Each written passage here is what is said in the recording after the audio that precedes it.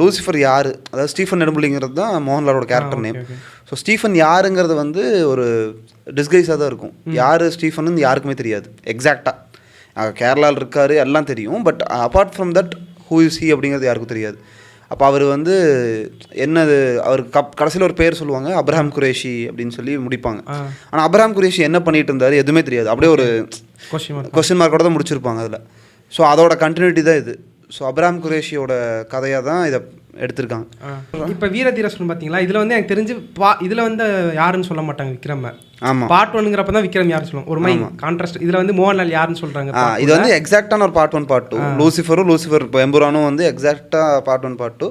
ஆனால் வீரதீரஸ்வரன் வந்து part 2 part 1. இப்போ தான் பார்ட் 2 வரப்போது, அடுத்ததான் பார்ட் 1. இது ஒரு டிஃப்ரெண்ட்டான இது. பில்லா 2 பில்லா இப்படி அந்த மாதிரி.